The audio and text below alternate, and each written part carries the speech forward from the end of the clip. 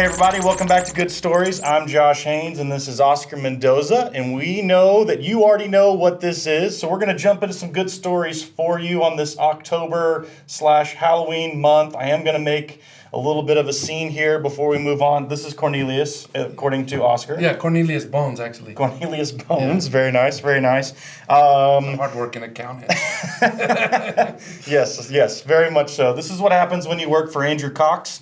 We're going to go ahead and move on to our first story. So, Oscar, why don't you get us started? Yeah, so our first story takes us to Minnesota, where a 16-year-old Cheyenne Killian, she studied a few YouTube videos several years ago, and after a few trial and errors, she was able to start creating these handcrafted pet wheelchairs, which she called Willie's Dog and Cat Wheelchairs. And the awesome thing about this is that she only charges for the cost of the materials. So one of these wheelchairs will cost around $300 compared to $1,000 if you took the dog to a vet. Oh, wow. You know, so she's done some great things. She's created a dozen full support, front support, back support wheelchairs. Mainly she does these for cats and dogs, but she's also done a hedgehog and has plans on working on one for a duck. Mm-hmm.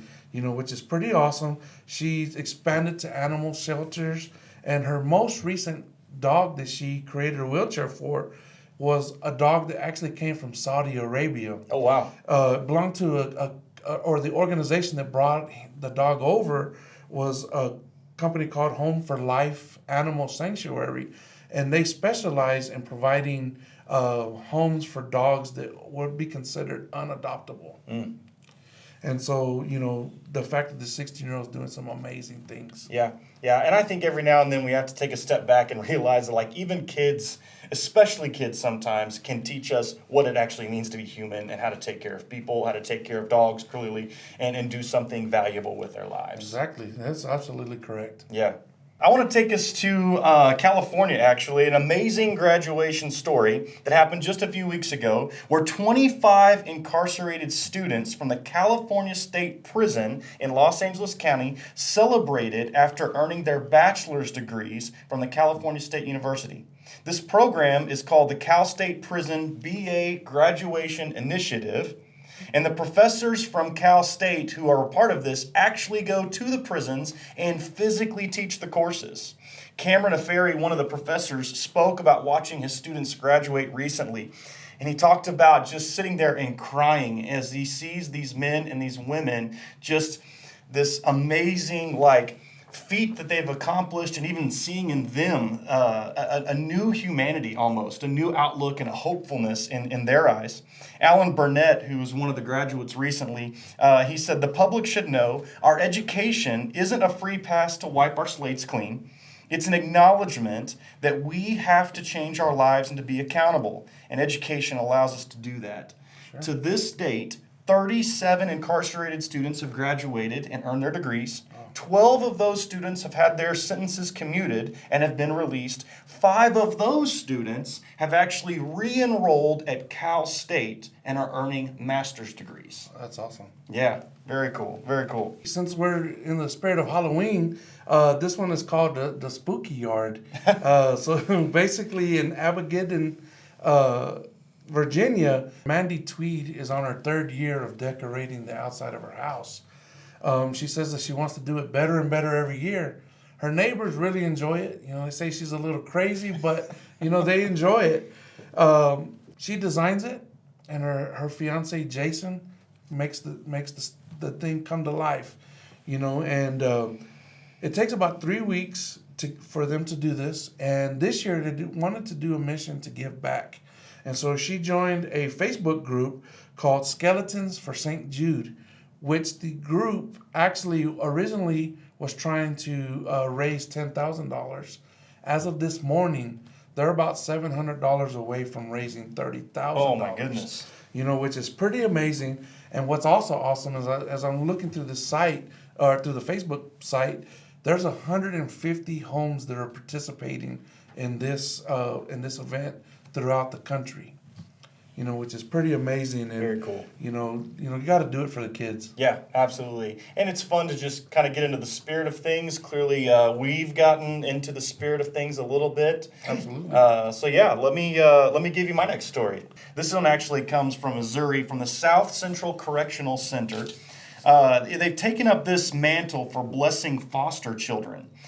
Fred Brown, a 66-year-old man in prison there, has helped start a quilting program. These incarcerated men, okay, they learn all of the ages of these kids, and they learn the genders, and that's about all the details they get. They get their ages and their genders, and then they specifically go to work on creating these very unique and personalized quilts for these kids. Some of these kids are babies. Others of these kids are actually teens who are about to age out. In fact, interestingly enough, one of the inmates talked about spending more than 100 hours on one quilt because there was this 18-year-old kid who was about to age out of the system, and he wasn't quite sure where he was going to go. This program has also expanded to involve various schools for their fundraisers, and then also nonprofit fundraisers from some of the area efforts. I absolutely love these types of stories. I love the ones that you're bringing out because I think it gives us a chance to see humanity at its best, that we are supposed to be people who grow and learn in how we care for others. Absolutely. And, it goes to show that it doesn't matter how you start, it's what you do going forward. We normally finish after 4 stories, but we're actually going to do a 5th today because you've gotten something very cool to talk about when it comes to our people. Oh, yeah, absolutely.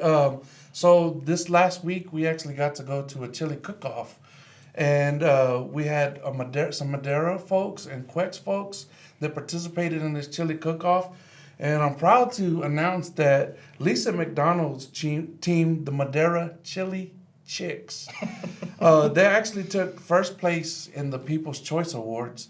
Their team consisted of Lisa, Renee, Bridget, Liz, and Janet. And then what's even more awesome is that it doesn't stop there. Liz and Janet also placed 3rd in the overall judging competition. Oh, wow. And then it still doesn't stop there because our Quex team, they actually got 1st place in the judging. That team consisted of Jason, Grant, and Sean. Very cool, very cool. Now tell us real quick, though, that actually went towards something, right? Yes. Oh, yes. That's absolutely correct. It benefited the New Legacy Home for Women, and so all the proceeds went to that. And I got to tell you, the chili was amazing. Lisa's chili, along with Liz's, there was a green chili chicken.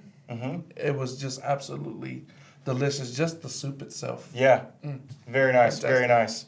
Well, it is basically starting to get chili season, so that's exciting. We want to say happy Halloween, happy October. Hope you guys have a great week, and I'll let you have the last word. Yeah, feel free to share stories Feel free to share stories, share stories with us that we'd like to highlight what our people are doing too when we see amazing things that are happening in our community.